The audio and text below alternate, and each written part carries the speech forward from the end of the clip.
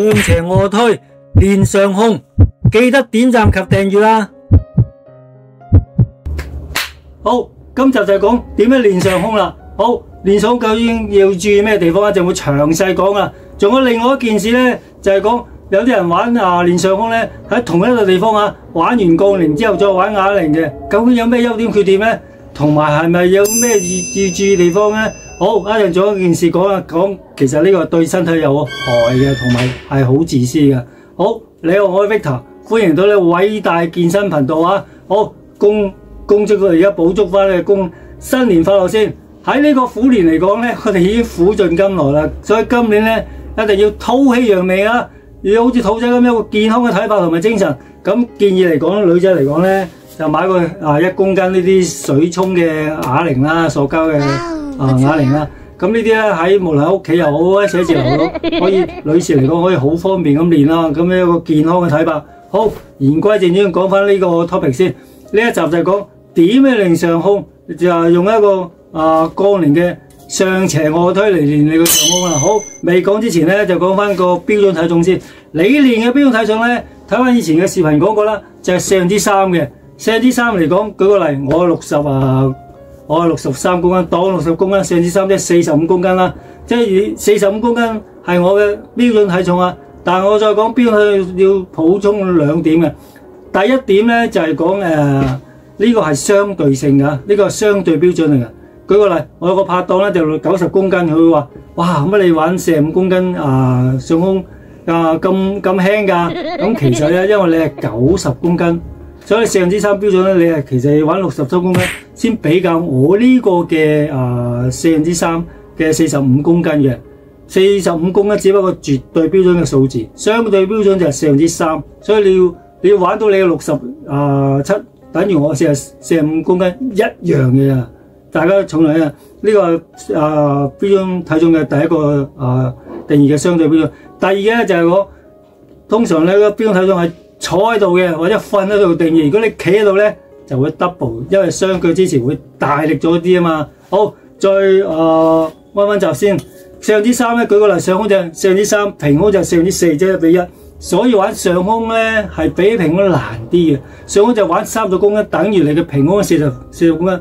咁而家清楚啦，點解玩上胸難好多啦？呢個明白嗎 ？OK， 一陣會示範咧，就會用一個槓鈴咧上斜卧推練上胸咧就舉個例，第一組我就會左右加個5公斤鐵餅，即係5加50，再加重棍30公斤。第一組啊，第二組咧就會本來諗住玩標準體重，不過咧試下超過標準體重啦。咁我就會左右加15公斤，再加支空棍20公斤，即係30公斤，而且50公斤。到時點樣玩咧？我哋會詳細會再講噶啦。OK， 之後咧我就玩一個 super 谷或者超級組或者叫 super pose 疊加。點疊加？就玩完槓鈴上斜卧推練上胸之後，跟住就玩啞鈴玩啞鈴啊！點解槓鈴上鈴槓鈴啞鈴要咁混合加埋一齊咧？槓鈴玩上胸有點咧係令到你鎖骨上面嗰個嘅上胸會突出嚟打橫。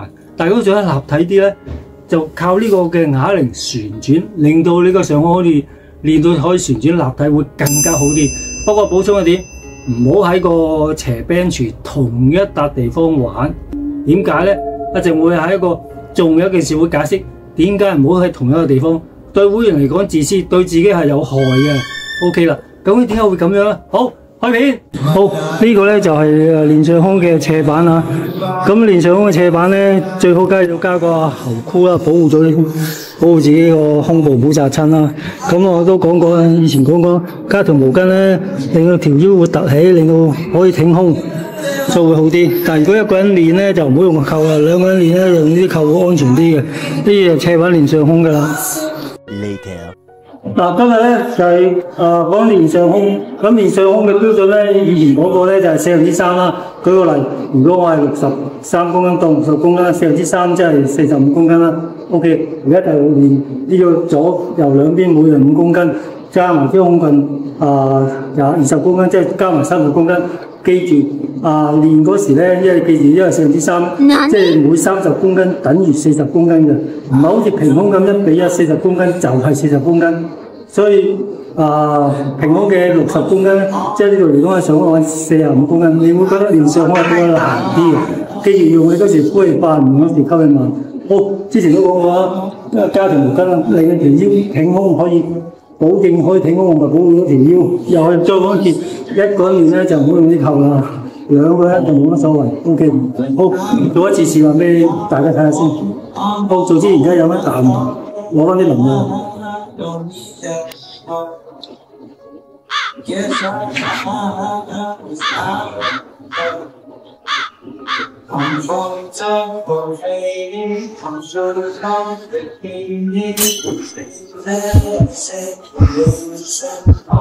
呼氣慢，開門。呼氣慢，開門。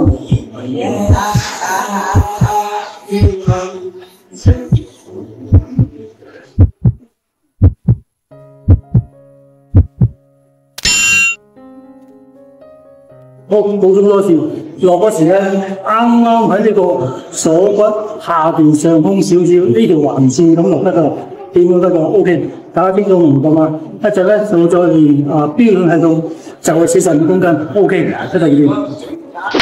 A few moments later。好，而家就玩超過自己標準體重。如果上空嚟講，個標準體重係45公斤啊嘛。而家咧左15右15，加埋腰骨咧30，再加21，50公斤。即係平胸嚟講，差唔多67公斤嘅，超過我嘅標準體重㗎啦。OK， 如果一個人玩咧，好似而家個支冇人咧，就唔好加扣，安全啲。有人幫咧，咁啊加扣冇所謂。OK， 總之而家飲一啖先啦。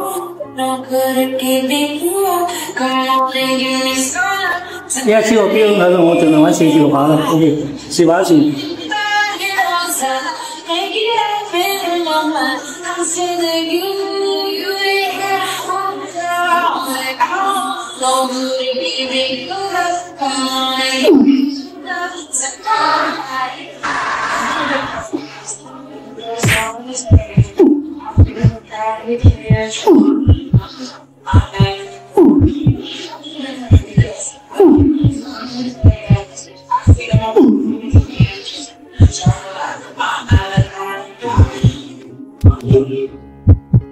OK， 大家睇見啦，做咗幾辛苦，又超過自己嘅體重啊！而家做6至7下，平時嚟講開做10下，但係而家喺個先冇人，唔敢幫。OK， 咁大家睇到啦，超過自己標準體重嘅，所以如果自己有人幫就最好，冇人幫好似話咁，要小心啲㗎，唔敢做10下，只有6至7下 OK 㗎。呢個夾埋50公斤嘅，大家清楚明白嘛？點樣練上胸？好，而家又翻嚟啦，而家就係加翻呢個 super pose 加個啞鈴。點解叫 super pose 疊加咧？之前我哋睇過呢個視頻啦，我哋係練嗰個上胸用槓鈴去練。咁點解仲要加啞鈴嘅咧？因為咧槓鈴嘅優點咧就可以集中練呢條線嘅上胸啊。但係好似立體做咧，個啞鈴先做到。咁啊見到啲啞鈴玩法咧，有人咧就咁樣玩嘅，淨係上嘅啫。有人咧真係咁，淨係咁上，一個就打橫，一個打直嘅，兩種都係練法，比較多人練係呢種嘅。咁我就最好嘅建議，兩個加埋一齊 super pose， 咁就可以旋轉，將個啞鈴旋轉。咁你會大家會玩得會順啲，你咁舉好怪咯。第二咧就令到立體，因為呢個係練個上胸直嘅，呢個練上胸橫嘅，由橫變直，令到個上胸立體啲，出現一個球形嘅，會響啲。呢個槓鈴做唔到，啞鈴先做到。所以通常如果你有力，或者你諗住嗰日淨係練上胸咧，就練頭先個槓鈴嗰個上胸，再加呢個啞鈴嘅上胸，就練呢個啞鈴練上會更加好啲嘅。又再講一次啊，用力嗰時呼係快唔會分嘛，因為43標準啊嘛，即係45公斤啦，開就會練15左15右15 30公斤嘅。記住，雖然係30公斤，但係因為你唔係要加平衡力嘅。槓鈴係兩一齊用嘅平衡可以balance到，但係如果喺啞鈴嚟講，左右分開咧就難啲，要加多啲。咁你就會睇清楚，會感覺到之前所講個標準體重點解會難練㗎。OK， 再一次俾大家睇下先。咁咧就會將個橫啞鈴放喺大髀，借大髀力上去。OK， 然後再講一次啦，就好似杯快完都係慢啦。OK， 做之前咧有一啖先。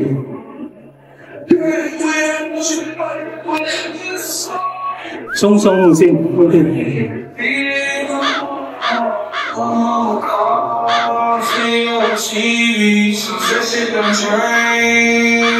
放喺大髀嗰度借力落上，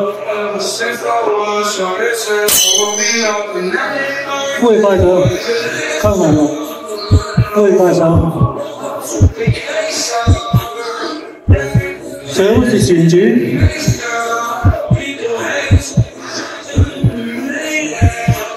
做嗰時啱啱咁就到。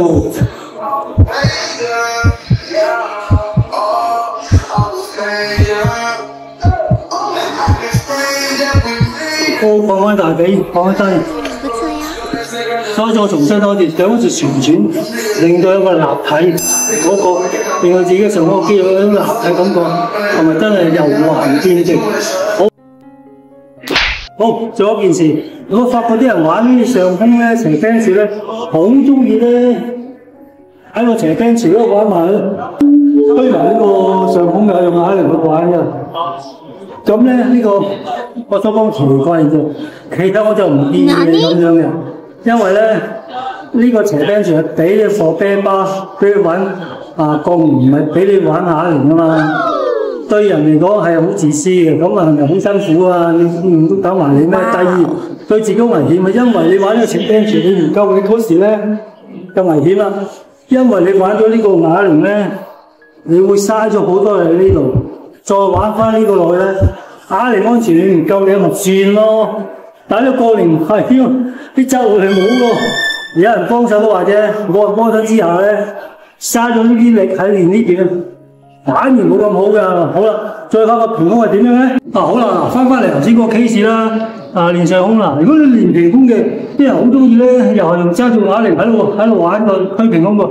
我都講過，之前講過上期嗰個呢個 bench press 咧係俾你放啲槓鈴嘅，唔係俾你玩槓鈴啞鈴啊！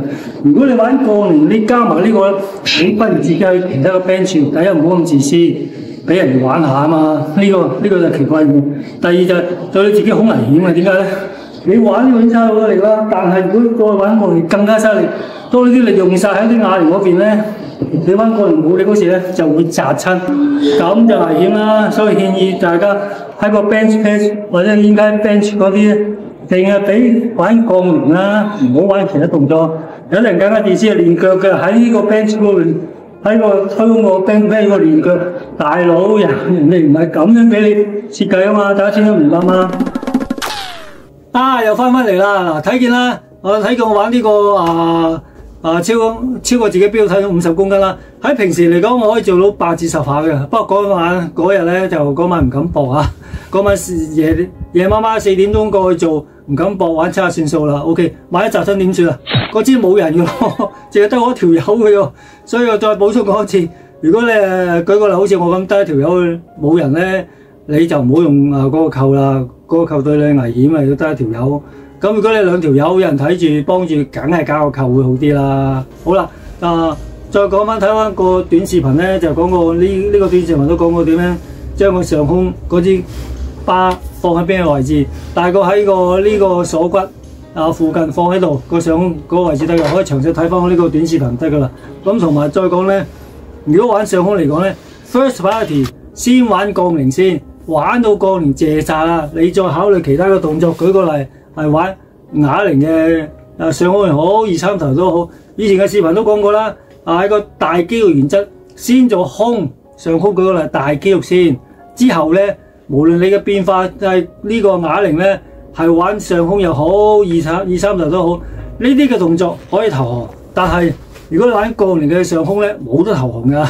你要搏晒咪死搏爛搏呢啲上咗去㗎，因為最危險啊。所以將最危險嘅、最用盡嘅力咧。先做咗啲最危險先，舉個例，大肌肉行先，玩完之後再玩其他嘅大小肌肉冇問題。舉個例，如果好似引體上升嘅，你仲去投降啊嘛，係咪？啞鈴可以投降，上胸平胸呢啲冇得投降㗎，插落嚟啫，得你條友死就死㗎啦，冇得投降嘅。OK，咁呢個清楚明白嘛？咁仲有咧就關於上空咧有啲其他嘅咩玩法，譬如 machine 同 body 或者其他嘅變化咧，我喺之後嘅視頻會再疊加，會再補充翻噶啦。好咁下一集講咩咧？既然練得上空啦，下一集就講下空。但係你發覺好奇怪嘅喎，好多 YouTube 冇講點練下空喎，咁點解咧？你都知道好怪添喎，冇下空嘅 bench 咁點算啊？咁點練下空啊 ？OK 啦，咁下一集就會講得好詳細清楚啦。當然啦，你最好就分享呢個視頻俾你嘅親戚朋友啦。嗱，做到辛苦啊，次次都咁講噶啦。雖然呢排都脫咗期，更新唔切，點解咧？自己節奏多啦，又要睇世界盃啦。